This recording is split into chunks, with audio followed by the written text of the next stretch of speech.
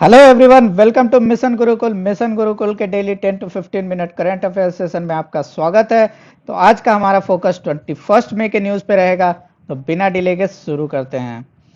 तो सबसे पहले इकोनॉमी एंड डेवलपमेंटल इशू, इसमें हमेशा से चलता हुआ आ रहा न्यूज़ प्रधानमंत्री आत्मनिर्भर अभियान। इसमें हम लोगों ने बहुत सारे कीवर्ड्स देख लिए, बहुत सारे स्कीम्स देख लिए हैं। तो कल मिनिस्ट्री ने बहुत सारे पीआईबी साइट्स पे स्कीम्स जो इसमें लॉन्च हुए हैं उसके प्रोविजंस डाले हैं। तो कल भी हमने देख लिए थे कीवर्ड्स, जिसमें special liquidity scheme for NBFC and HFC था, प्रधानमंत्री वीवीवाई यानी वय वंदना योजना, इस पे हमने क्वेश्चन भी किया था। Methodology of auction of the coal, इस पे भी हमने डिस्कशन थोड़ा सा किया था। और एक्सटेंडेड ये सारी बातें हमने ये भी बताई है कि हम लोग प्रधानमंत्री आत्मनिर्भर अभियान पे हम लोग डिटेल में एक वीडियो बनाएंगे जिसमें ये सारे स्कीम को एक साथ कलेक्ट करके, लेकिन उसके लिए इसका लाइफ साइकिल खत्म होना जरूरी है। तो इसके लिए थोड़ा सा वेट कर लीजिए, इस पे हम डिटेल वीडियो लाएंगे। लेकिन इसका मतलब ये नहीं कि इसमें जो न्यूज़ आ रहा है उसको इग्नोर करते जाइए। तो एक न्यूज़ है अभी जो प्रधानमंत्री मत्स्य संपद योजना, इस पे हम लोगों ने डिस्कशन नहीं किया, तो इस पे थोड़ा सा डिस्कशन कर लेते हैं। तो चलिए शुरू करते हैं कि किस चीज़ से रिलेटेड है। इसका एम है ब्लू रेवोल्यूशन लाना। ब्लू रेवोल्यूशन लाना अगर बात ही होती है तो हमें हमारे दिमाग में आ जाना चाहिए कि मेनली एग्रीकल्चर, और एग्रीकल्चर में भी फिशरीज सेक्टर का ये, इस फिशरीज सेक्टर से ये रिलेटेड है। इसके दो कंपोनेंट है, एक सेंट्रल सेक्टर स्कीम, जब हम लोग पढ़ेंगे इकोनॉमी में तो हमने लोग देखेंगे डिफरेंट टाइप ऑफ सेंटर के जो स्कीम्स है, पहले बहुत सारे स्कीम होते थे उसको कैटेगराइज कर दिया है।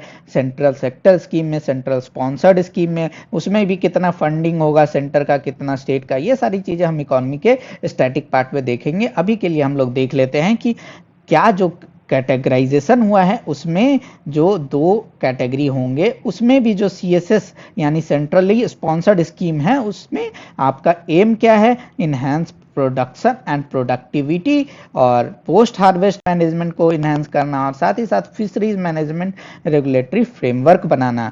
लेकिन इसमें एक और इम्पॉर्टेंट पार्ट ये आ जाती है कि इसका जो सीएसएस है वो बेनिफिशियरी ओरिएंटेड के साथ साथ नॉन बेनिफिशियरी ओरिएंटेड चीज़ों की भी बात की है। तो ये तो एकदम स्पेसिफिक हो गया, स्कीम स्पेसिफिक, लेकिन जरूरी नहीं है कि क्वेश्चन आपका डायरेक्टली स्कीम से ही, इसी स्कीम से पूछा जाए। जो पुराने डेवलपमेंट है उससे भी पूछा जा सकता है। तो हम लोग पुराने फैक्ट्स का भी रिवीजन करते जाएंगे। जैसे गवर्नमेंट ने fisheries and aquaculture infrastructure development fund बनाया था, तो उसमें कौन कौन से हिस्सेदार है, इसमें एमओयू मेमोरेंडम ऑफ अंडरस्टैंडिंग ये इस पे साइन हुई थी। तो इसमें कौन कौन से लोग थे, तो इसमें गवर्नमेंट ऑफ इंडिया का डिपार्टमेंट ऑफ फिशरीज था, नाबार्ड भी था और तमिलनाडु गवर्नमेंट भी था। तो इसमें all of the above answer है। जिनको आंसर आता है वो लोग कमेंट करके बताते रहिए। साथ ही साथ आपका जो ब्लू रेवोल्यूशन है उस पर गवर्नमेंट ने ऑलरेडी स्कीम निकाल रखा है, तो उस स्कीम के बारे में भी डिस्कस कर लेते हैं। इसको हिंदी में नील क्रांति मिशन भी बोलते हैं। डायरेक्टली भी आपको इंग्लिश में ऐसे लिख के पूछा जा सकता है, तो आपको हिंदी नाम भी पता होना चाहिए, even if you are studying in English. ठीक है, इसका ऑब्जेक्टिव क्या है कि प्रोडक्शन को ट्रिपल कर देना है, जो एक्सपोर्ट से अर्निंग हो रहा है उसको भी ट्रिपल कर देना है, साथ ही साथ जो फार्मर इन्वॉल्व है उनका इनकम डबल कर देना है बाई 2020। तो ये एक सही स्टेटमेंट है। It is a core centrally sponsored scheme, तो ये भी सही बात है। मिशन फिंगरलिंग जो है वो इस स्कीम के अंदर अडॉप्ट हुआ है, जो कि क्या है, एक इंटीग्रेटेड अप्रोच है। तो आप लोग सर्च करके हमें कमेंट बॉक्स में बताइए कि हाँ ये किस चीज से रिलेटेड है। ठीक है, तो इस स्कीम में हाँ ये तीनों चीजें इसमें इंक्लूडेड है। तो इसका आंसर क्या हो गया, डी। अब चलते हैं नेक्स्ट। देखिए ये जो हमने लिख रखा है इसको तो हम लोग डिस्कस करेंगे ही, लेकिन जहां भी आपका स्टैटिक पार्ट से ये लिंक्ड है ये सारे टॉपिक्स, जैसे कि कोल ऑक्शन या ऑक्शन सिस्टम या फिर फूड ग्रेन टू माइग्रेंट्स यानी हमारा जो पीडीएस सिस्टम है, उससे जहां भी आपको लिंक हो रहा है उसको इग्नोर मत कीजिएगा, उसको रिवाइज जरूर करिएगा। पॉलिटी में ये न्यूज़ आया है कि हमारा फाइनेंस कमीशन 15 फाइनेंस कमीशन की मीटिंग बुलाई गई है। वो डिस्कस करेगा क्या, health sector and fiscal consolidation in country.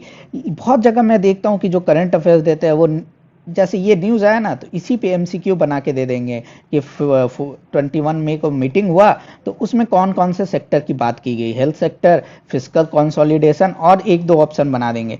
लेकिन आपको ध्यान देना है कि ऐसे क्वेश्चन कभी नहीं आएंगे, ऐसे न्यूज़ बेस्ड क्वेश्चन यूपीएससी कभी नहीं पूछता है। अगर ऐसे आप क्वेश्चन सॉल्व कर रहे हैं तो वो बेकार है, आपको लिंक करना है। हाँ, 15th फाइनेंस कमीशन पे आपको पूछा जा सकता है क्वेश्चन, तो उस पे आप देख लीजिए। न्यूज़ बेस्ड क्वेश्चन होते हैं, वो बहुत ही स्पेसिफिक होते हैं, और उनको आइडेंटिफाई करना कि किस टॉपिक से न्यूज़ बेस्ड क्वेश्चन आ सकता है, वो बहुत ज़्यादा इंपॉर्टेंट है आपके लिए। तो फाइनेंस कमीशन की बात कर लेते हैं, तो ये आर्टिकल 280 में कॉन्स्टिट्यूटेड है, तो हाँ बिल्कुल सही है। तो this is constituted by council of minister every 5 year. तो ये आप कमेंट करके बताइए। इसका रिकमेंडेशन बाइंडिंग नहीं होता है, यानी एडवाइजरी नेचर में होता है, तो ये भी सही है। और जो 15th फाइनेंस कमीशन के जो ने रिकमेंड किया है, वो 42% से कम करके 41% कर देने की बात की है, जो स्टेट को हम लोग जो टैक्स का हिस्सा है जो डिवॉल्व करते हैं उसको। तो क्या ये चारों में से कौन सा स्टेटमेंट गलत है? तो ये स्टेटमेंट गलत है। काउंसिल ऑफ मिनिस्टर नहीं, प्रेसिडेंट। प्रेसिडेंट अपॉइंट करते हैं या फिर कंस्टिट्यूट करते हैं फाइनेंस कमीशन। इसमें एक पॉइंट और इंपॉर्टेंट हो जाता है कि अभी 15th फाइनेंस कमीशन के चेयरमैन या हेड कौन है, तो वो आप कमेंट करके हमें बताइए। चलते अब साइंस की तरफ। सीबीआई ने अलर्ट जारी किया है कि एक नया मैलिशियस सॉफ्टवेयर थ्रेट है, लॉन्च हो गया है, यानी मतलब मार्केट में चल रहा है वो नया थ्रेट, तो उस पर आप ध्यान दीजिए। तो पिछली बार हम लोगों ने जब ऐसे टॉपिक डिस्कस किए थे, तो हमने वर्म, रैंसमवेयर, वायरस,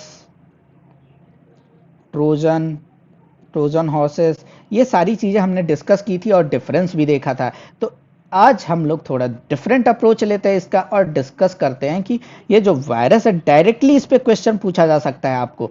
तो ये आपको ध्यान देने वाली बात है कि इस पे आपको डायरेक्टली क्वेश्चन पूछा जा सकता है कि जो रिसेंटली न्यूज़ में चल रहा है वो बैंकिंग ट्रोजन, उसका नाम क्या है। क्योंकि इसमें ज़्यादा कंसेप्चुअल बेसिस पे अगर क्वेश्चन पूछा जाएगा तो वो आपका टेक्निकल चीज़ हो जाएगा। समझ रहे हैं ना बात? यहाँ पर क्या अंतर है, यहाँ पे अगर कंसेप्चुअल बेसिस पे क्वेश्चन पूछा जाएगा तो वो टेक्निकल हो जाएगा, लेकिन यहाँ अगर कंसेप्चुअल बेसिस पे क्वेश्चन पूछा जाएगा तो आपका जीएस कोर पार्ट हो जाएगा, यानी पॉलिटी का पार्ट हो जाता है। आपको अब अंतर पता चल रहा है ना, कैसे आपको पता चल जाएगा कि कौन सा क्वेश्चन पूछा जा सकता है न्यूज़ बेस्ड। तो ठीक है, तो ये इस पे ज़्यादा से ज़्यादा न्यूज़ बेस्ड क्वेश्चन ही आ सकता है। हमने बेसिक्स देख रखे हैं कि इनमें क्या अंतर है। तो अभी जो न्यूज़ में चल रहा है वो है सेरीपेरस। तो सेरीपेरस तो न्यूज़ में चल रहा है, लेकिन ये सारे वायरस आपके इंपॉर्टेंट है। बहुत सारे एग्जाम में डायरेक्टली स्टकनेस पे क्वेश्चन पूछा गया, तो हम देख लेते हैं कुछ इंपॉर्टेंट वायरस, जो वायरस या मालवेयर कहिए, वो जो न्यूज़ में चलते हैं। पेगासस देखते हैं, ये सबसे रिसेंटली न्यूज़ में अभी चल रहे थे। तो ये क्या है? स्पाईवेयर है, इजरायली लोगों ने डेवलप किया है। ये स्पाईवेयर मतलब आपके मोबाइल में जाएंगे, आप पे स्पाई करेंगे, आपका टेक्स्ट मैसेज पढ़ लेंगे, आपका कॉल ट्रैक करेंगे, और हो सकता है और भी इंपॉर्टेंट इंफॉर्मेशन आपका निकाल के जो जिन्होंने वायरस बनाया है उनके पास भेजें। तो ये आपका पेगासस हो गया। स्टकनेस ऑलमोस्ट सब लोगों को पता होना चाहिए, क्योंकि ये बहुत ही ज़्यादा फेमस वायरस है। इसको किसने बनाया था? यूएस ने बनाया था, ईरानियन न्यूक्लियर फैसिलिटी को डिस्ट्रॉय करने के लिए। स्लैमर क्या है? स्लैमर ये सारे कम न्यूज़ में रहता है। तो यह एक टाइप का वायरस था जिसने इंटरनेट को लॉन्च होने के 15 मिनट्स के अंदर ही क्रैश कर दिया था यूएस में। जैसे मूवीज में देखते हैं ना, उसी टाइप का सिनेरियो था कि बैंकिंग सर्वर डाउन हो गया, 911 काम नहीं कर रहा, इस टाइप का सिनेरियो हो गया था। तो ये स्लैमर इसलिए इंपॉर्टेंट है। माई डूम और आई लव यू, ये दोनों एक टाइप के वायरस थे। ये एक टाइप के ईमेल वॉर्म है। जैसे आपके मैसेज या मेल में आप बहुत जगह आता है, आपका मैसेज है, उसमें हेडिंग है आई लव यू, लोग उसको क्या करते हैं, खोल लेते हैं कि हाँ क्या है भाई, देखे कौन आई लव यू बोल रहा है, पढ़ लेते हैं थोड़ा। तो क्या होता है, उसको आप मैसेज खोलिएगा, उसमें एक लेटर टाइप का रहेगा कि माई लेटर डॉट VBS। ठीक है, आपने उस फाइल को सोचा कि अच्छा इसने लेटर भेजा है, उसको क्लिक किया, वो आपके सिस्टम में लोड हो जाएगा। और वो एक वर्म है, तो वर्म क्या है, एक टाइप से जैसे मैंने बैक्टीरिया बताया था, वो सब जगह फैल जाएगा। जैसे आपके किडनी, लिवर सब में फैल जाता है बैक्टीरिया, अगर बहुत ज़्यादा फैल गया तो उसी तरह आपके सिस्टम फाइल, आपके जो मूवीज़ का जितना फोल्डर बना रखे हैं, जो भी फोल्डर बना रखे हैं, सारे में एक टाइप से फैल जाएगा। तो माई डूम और आई लव यू एक टाइप के उस टाइप के फाइल है। और माइडूम को इसलिए दिया गया है क्योंकि इसको कंसीडर किया जाता है कि most damaging virus released till now, समझें, तो इसलिए माइडूम को दिया गया। आई लव यू एक इंटरेस्टिंग नाम है तो इसको जानना जरूरी है, इसलिए आप लोग इसको भी जान लीजिए। क्रिप्टो लॉकर एक टाइप का रैंसमवेयर है, तो रैंसमवेयर हम लोगों ने डिस्कस किया था, इसलिए हमने ये टर्म भी डाल दिया कि चलो रैंसमवेयर क्या करता है। क्रिप्टो लॉकर भी ऐसा ही है, कुछ आपने डाउनलोड किया, आपका सिस्टम को ही लॉक कर दिया, जैसे, या फिर आपके जो कोई फाइल था उसको इनक्रिप्ट कर दिया। जैसे आपका बहुत ही ज़्यादा इंपॉर्टेंट सिस्टम है जिसमें आपने पूरे ऑफिस के रिकॉर्ड्स रखे हैं, या फिर आप बिजनेस हैंडल करते हैं, तो उसका पूरा डेटाबेस मेंटेन्ड है उसमें। ये वायरस आया, आपका सिस्टम लॉक कर दिया, उसके बाद बोल रहा है कि 500 रुपये दो, तब जाके हम एक की भेजेंगे जिसको डालोगे तभी तुम्हारा लैपटॉप खुलेगा। तो एक टाइप का वो वही है, क्रिप्ट कर देता है, इनक्रिप्ट कर देता है आपके फाइल्स या आपके सिस्टम को, और रैंसम आपसे मांगता है, तो ये क्रिप्टो लॉकर हो गया। यहाँ पे एक और चीज़ जो जैसे सीबीआई की बात हुई थी, तो अगर हम लोग इससे पॉलिटी का क्वेश्चन बनाते तो ये क्वेश्चन इजीली आ सकता है सीबीआई का, क्या कौन बनाता है, क्या मतलब इसका स्ट्रक्चरल फीचर क्या है। और एक सबसे ज़्यादा एकदम हिट क्वेश्चन बनता है कि इसका रिकमेंडेशन किसके कमेटी के रिकमेंडेशन से सीबीआई बना था, तो इसमें संथानम कमेटी, आप याद रखिए। दूसरा न्यूज़ रहा बहुत ज़्यादा, ये व्हाट्सएप ट्विटर सब जगह फैला कि देखिए एलियन लोग आ गए हैं, अब दुनिया का एंड है। कुछ आवाज़ सुनाई दे रहा था बेंगलोर में, तो उसके बारे में एक्सप्लेन्ड क्लैरिफिकेशन इंडियन एक्सप्रेस में निकला है, जिसमें सोनिक बूम की बात की गई है। सोनिक बूम क्या होता है कि कोई भी ऑब्जेक्ट अगर चल रहा है और अगर उसका स्पीड ऑफ साउंड से ज़्यादा हो जाता है, तो उससे एक आवाज निकलती है बहुत तेज सी। जब तक वो चल रहा है ना, जब तक वो चल रहा है यहाँ तक जब तक चल रहा है वो स्पीड ऑफ साउंड से ज़्यादा, तब तक उससे एक तेज आवाज़ निकलती है जिसका नाम हम लोग सोनिक बूम देते हैं। तो इससे भी रिलेटेड क्वेश्चन कर लेते हैं कि विच ऑफ द फॉलोइंग, क्योंकि sound is a part of your static science, हम लोग स्टैटिक साइंस में साउंड पढ़ेंगे, और इसमें जो ये सारे स्टेटमेंट मैंने दे रखे हैं सब पूछे जा चुके क्वेश्चन है, सब किसी न किसी एग्जाम में पूछे जा चुके हैं। तो speed greater than speed of sound is called as supersonic, तो बिल्कुल सही। और जो यूनिट साउंड के स्पीड को मेजर करने के लिए बोलते हैं तो उसको मैच बोलते हैं, तो वो मैच, तो ये भी सही स्टेटमेंट है। अगर 5 मैच से ज़्यादा अगर किसी चीज़ का स्पीड है तो उसको हाइपरसोनिक बोलते हैं, तो ये भी स्टेटमेंट हमारा सही हो गया। जो टेक और साथ ही अल्ट्रासोनिक की बात हुई है, तो अल्ट्रासोनिक का स्पीड से कोई रिलेशन नहीं है, इसका फ्रीक्वेंसी से रिलेटेड है। तो ये हम लोग जब वेव पढ़ेंगे तो हम लोग देखेंगे कि फ्रीक्वेंसी क्या होती है, स्पीड क्या होती है, एम्पलीट्यूड क्या होती है, वेवलेंथ क्या होती है। अभी के लिए जान लीजिए कि अल्ट्रासोनिक का रिलेशन फ्रीक्वेंसी से है, यानी जिस भी साउंड का किस एक लिमिट है, ऑडिबल साउंड का 20,000 हर्ट्ज का, तो उससे ज़्यादा अगर कोई भी जो भी साउंड है उसकी फ्रीक्वेंसी होगी तो वो हमारे नॉर्मल ह्यूमन ईयर को नहीं सुनाई देती है, तो उसको हम लोग अल्ट्रासोनिक साउंड कहते हैं। तो ठीक है, इसको भी डिस्कस कर लिया। तो ये हमारा स्टेटमेंट क्या हुआ, गलत हो गया। ये मैच में बात हुई है लेकिन इसका फ्रीक्वेंसी, स्पीड और फ्रीक्वेंसी बिल्कुल अलग अलग चीज़ें हैं। और एक और स्टेटमेंट हमने दे दिया है, इसको आप पढ़ लीजिए क्योंकि ये बहुत ही इंटरेस्टिंग और बहुत ही पूछा जा चुका क्वेश्चन है कि technique use to transmit audio signal in television broadcast is called as frequency modulation, जिसको हम लोग FM भी बोलते हैं। ठीक है, तो FM रेडियो में दिया जाएगा कौन सा टेक्निक यूज होता है, तो फ्रीक्वेंसी मॉड्यूलेशन। वही अगर AM, आप लोग अगर किसी ने पुराने रेडियो देखे होंगे तो उसमें 2 बैंड होता था, एक FM एक AM, तो FM का मीनिंग होता था फ्रीक्वेंसी मॉड्यूलेशन, AM का मीनिंग होता था एम्पलीट्यूड मॉड्यूलेशन। अब चलते हैं करंट एंड मिसलेनियस टॉपिक्स पे। करंट एंड मिसलेनियस टॉपिक्स में न्यूज ये रहा कि United Nations office of drug and crime has recently released एक रिपोर्ट। तो रिपोर्ट जब भी मैंने बोला कि आ जाए तो आपका कान खड़ा हो जाना चाहिए, क्योंकि रिपोर्ट बहुत ही फेवरेट टॉपिक बनता जा रहा है यूपीएससी से, और हमेशा से पूछते आ रहे हैं, और कभी भी कोई भी एग्जाम में कोई भी रिपोर्ट को ड्रॉप कर दिया जाता है। तो United nation office of drug and crime तो इंटरनेशनल बॉडी है, तो इसको भी जानना जरूरी है। तो क्या है United nation office of drug and crime, तो ये एस्टैब्लिश 1997 में है, इसका हेडक्वार्टर वियना में है और ये एक member of United nation development group. तो अगर आप सिविल सर्विसेज का प्रिपरेशन कर रहे हैं तो यूएन का स्ट्रक्चर और उसके बॉडी जो हैं उसके बॉडीज का जानना आपको बहुत ज़्यादा ज़रूरी है, क्योंकि यूएन पे एक ना एक क्वेश्चन आ ही जाता है। तो यहाँ पे जान लेते हैं कि ये किस चीज़ से रिलेटेड है, इसका ऑब्जेक्टिव क्या है। तो make world safer from drugs, organised crime, corruption and terrorism. तो अगर आपको नहीं भी पता है, ये सारी चीज़ें पता है, अगर आपका कोई रिपोर्ट आ जाता है और इन चीज़ों से रिलेटेड है, तो आपके पास एक तो पॉइंट रहेगा जिससे आप लिंक करके कुछ तुक्का मार सकते हैं। तो ये सारे जो एडिशनल फैक्ट्स इसीलिए आपके काम के हैं ना, कि जब भी आप गेसिंग वर्क करिएगा तो इसमें ये सारी चीज़ें बहुत काम देती हैं। ठीक है, एक टाइप से आपका नॉलेज बैंक बन रहा है। तो ये ऐसा भी क्वेश्चन आ सकता है कि यूएनओडीसी ने कौन से रिपोर्ट जारी नहीं किए हैं। तो वर्ल्ड लाइफ क्राइम रिपोर्ट ये जारी करता है, ये भी वर्ल्ड ड्रग रिपोर्ट। देखिए यहाँ पे क्राइम की बात हुई तो हमने ये पढ़ रखा है कि हाँ, इसमें क्राइम से भी रिलेटेड है, ड्रग से भी रिलेटेड है, ट्रैफिकिंग से भी रिलेटेड है। तो ऑर्गेनाइज क्राइम का ही पार्ट है ट्रैफिकिंग। तो ये तीनों रिपोर्ट ये निकालता है। असेसमेंट रिपोर्ट कौन निकालता है, ये आप हमको कमेंट करके बताइए, क्योंकि हम लोगों ने ये ग्लोबल पे जितने भी रिपोर्ट पढ़े थे उसमें हमने ये बता रखे हैं।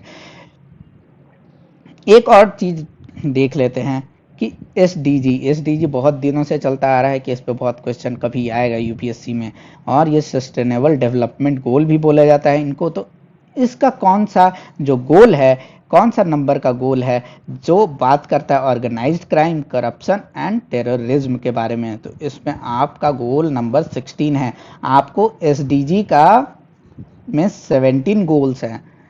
ठीक है, तो आपको एटलीस्ट उनके हेडिंग्स पता होने चाहिए। यानी एक जगह आप एसडीजी, जब भी हम लोग इकोनॉमी पढ़ेंगे तो उसमें ये भी पढ़ेंगे इकोनॉमी के डायनेमिक पार्ट में कि एसडीजी क्या है और उसके 17 गोल्स क्या हैं। ठीक है, तो बस आपको पता होना चाहिए, कि एक आइडिया होना चाहिए कि हाँ ऐसे ऐसे सीक्वेंस है।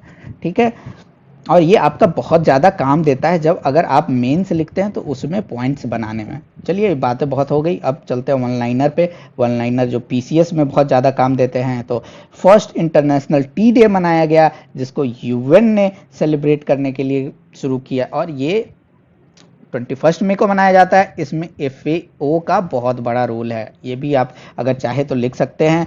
नेशनल एंटी टेररिज्म डे भी 21 मई को मनाया जाता है, और ये किस चीज़ क्यों मनाया जाता है, क्योंकि इसी दिन हमारे former prime minister Rajiv Gandhi ji का डेथ एनिवर्सरी है। ये अगपी चित्र मंगना, ये जो है ये एक टाइप का क्या है, टेस्टिंग किट फॉर कोविड-19 है। ठीक है, इसमें ये क्या यूज़ कर रहा है, नैनो पार्टिकल का यूज़ कर रहा है। तो जहाँ भी आप लोग साइंस पढ़ रहे हैं वहाँ हम लोग नैनो टेक्नोलॉजी पढ़ाएंगे, तो वहाँ पे क्या नैनो टेक्नोलॉजी है, क्या उसके यूजेस है, उसमें आपको जाके ऐड कर लेना है कि टेस्टिंग फॉर कोविड भी नैनो टेक्नोलॉजी का पार्ट है। साथ ही साथ गवर्नमेंट का नैनो मिशन क्या है उसके बारे में भी 2-3 लाइनें आपको पता होनी चाहिए। अब चलते हैं यूपीएससी सिविल सर्विसेज का जो तैयारी कर रहे हैं उनके लिए कुछ एक extra news. Solarisation of Konark sun temple की बात की गई है। तो जब भी कोई भी टेम्पल की बात होती है या फिर सोलराइजेशन की बात हो रही है तो आपको ये ministry of new and renewable energy के अंदर आ जाता है। तो सोलर मिशन क्या है, उसके ministry of new and renewable energy के जो जो स्कीम्स है बहुत फेमस वो सारी देख लीजिए। फिर जो गवर्नमेंट का पुश है उसके बारे में कुछ जान लीजिए, अगर है आपके पास नोट्स बना हुआ तो रिवाइज कर लीजिएगा। और साथ ही साथ अगर सिविल सर्विसेज का प्रिपेयर कर रहे हैं तो किस डायनेसिटी ने इसको बिल्ड किया, इसके दूसरे नाम क्या हैं, जैसे ब्लैक पैगोडा भी बोला जाता है इसको, क्या कौन सा आर्किटेक्चर यूज हुआ है, ये सारी बातें भी आपको पता होनी चाहिए। आखिरी न्यूज में हम लोग देखते हैं कि हेल्थ मिनिस्टर ने नैम मीटिंग वीडियो कॉन्फ्रेंसिंग के थ्रू अटेंड किया। तो नैम के बारे में भी आपको आइडिया होना चाहिए कि कौन कौन से कंट्रीज इसके पार्ट हैं, इसका गोल क्या है, इसका विजन क्या है। सर डायरेक्टली इसके साइट पे आप जाके अबाउट अस में चेक कर सकते हैं, लेकिन ये ज़्यादा आपके यूपीएससी सिविल सर्विसेज के लिए इंपॉर्टेंट है। इस एग्जाम जो ईपीएफओ का एग्जाम है उसमें ज़्यादा इंपॉर्टेंट नहीं है। तो आज यही ख़त्म करते हैं, कल मिलते हैं फिर से current affairs daily 10 to 15 minute session में। तब तक के लिए धन्यवाद।